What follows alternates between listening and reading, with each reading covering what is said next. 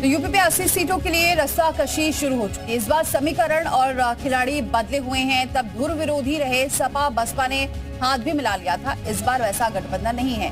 गठबंधन तय हो गया है, सीटों का बंटवारा भी हो गया है। और लेकिन 2024 का समीकरण 2019 से एकदम अलग नजर आ रहा है और यूपी में मुकाबला त्रिकोणीय होने के आसार हैं।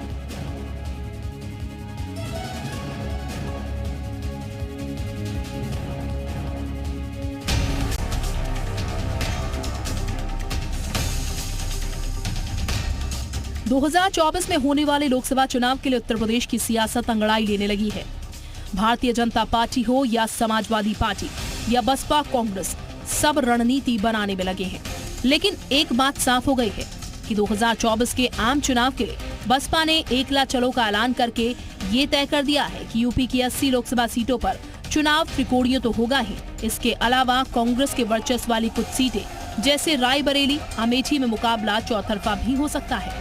इंडिया वर्सेस एनडीए ही नहीं है, बल्कि बीएसपी एक तीसरा कोण बना रही है।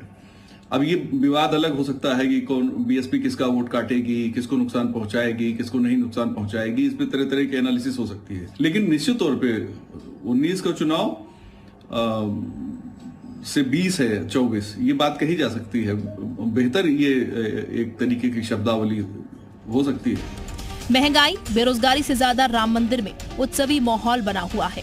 प्रदेश में चढ़ती चुनावी सरगर्मी के बीच लोकसभा की 80 सीटों की लड़ाई आमने सामने के तमाम प्रयासों के बावजूद त्रिकोणीय लड़ाई की ओर बढ़ती नजर आ रही है।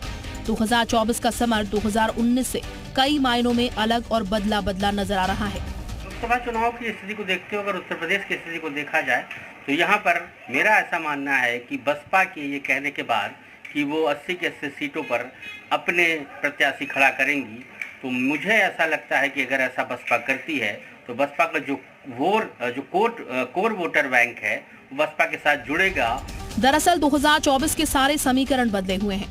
बसपा प्रमुख अकेले चुनाव लड़ने की बात लगातार दोहरा रही है। राष्ट्रीय लोकदल तो राजग का हिस्सा हो चुका है। दूसरा, सपा को कांग्रेस से हाथ मिलाना पड़ा है, जिसका प्रदेश में जनाधार काफी खिसक चुका है। 2024 के चुनाव से पहले सुबह सपा फिर राजग का हिस्सा बनकर योगी सरकार में शामिल हो चुकी है।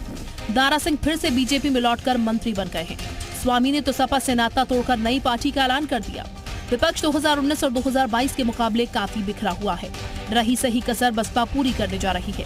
पार्टी किसी गठबंधन से इतर अपने बलबूते सभी 80 सीटों पर चुनाव लड़ने की तैयारी कर रही है। पहली नजर में 24 का चुनाव आमने सामने की जगह त्रिकोणीय बनता नजर आ रहा है। ब्यूरो रिपोर्ट, जी मीडिया।